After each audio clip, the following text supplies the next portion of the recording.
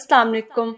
मैं हूं doctor Rukhsana Afzal. Meditech world पर आप सबको खुशामदीद कहती हूं। आज हम बात करेंगे डायबिटीज मेलाइटस ज़ियाबेतस की, जिसे आम जुबान में जिस्म में शुगर का बढ़ जाना या शुगर कहा जाता है। डायबिटीज होती क्या है?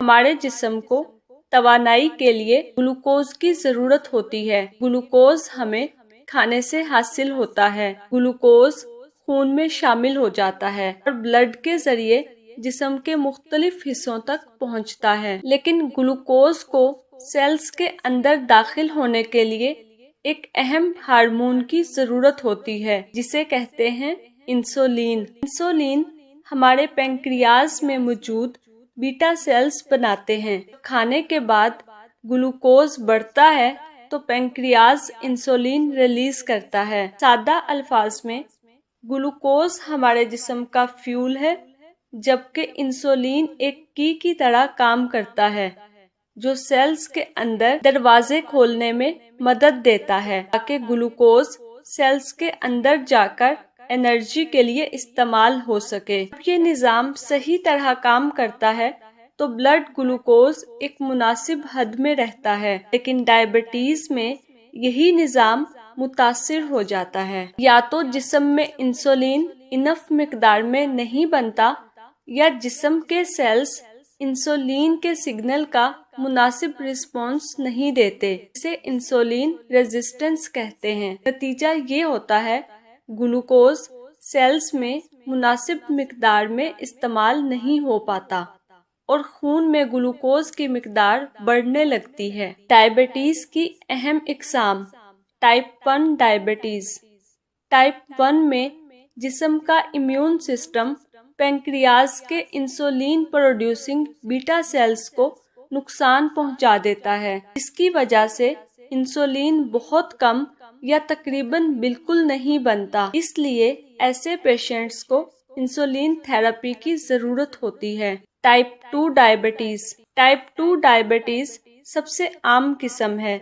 इसमें शुरू में इंसुलिन बनता तो है, लेकिन सेल्स इसके खिलाफ रेजिस्टेंस पैदा कर लेते हैं। यानी इंसुलिन मौजूद होता है, मगर सेल्स इसके सिग्नल्स को मुनासिब तरीके से रिस्पॉन्ड नहीं करते। इस सूरत हाल में पैंक्रियाज मजीद इंसुलिन बनाने की कोशिश करता है, लेकिन वक्त के साथ पैंक्रियाज की इंसुलिन प्रोड्यूसिंग कैपेसिटी भी कम हो जाती है और ब्लड ग्लूकोज मजीद बढ़ने लगता है। Gestational diabetes. डायबिटीज जो प्रेगनेंसी के दौरान डिवेल्प हो, ये डिलीवरी के बाद बेहतर हो सकती है, लेकिन मुस्तकबिल में टाइप 2 डायबिटीज के रिस्क को बढ़ा देती है। डायबिटीज की अलामात। आम अलामात में बार बार पेशाब आना, बहुत ज्यादा प्यास लगना, भूख बढ़ जाना, गैर मामूली थकन, वजन कम होना, नजर का धुंधला होना और जख्मों का देर से भरना शामिल हैं। टाइप 2 डायबिटीज लोगों में शुरू के अरसे में कोई वाज़ेह अलामत पैदा नहीं करती, इसीलिए सिर्फ सिम्टम्स की बुनियाद पर डायबिटीज को डायग्नोस नहीं किया जाता। इसके लिए ब्लड ग्लूकोज टेस्ट किए जाते हैं, जैसे फास्टिंग ब्लड ग्लूकोज और HbA1c।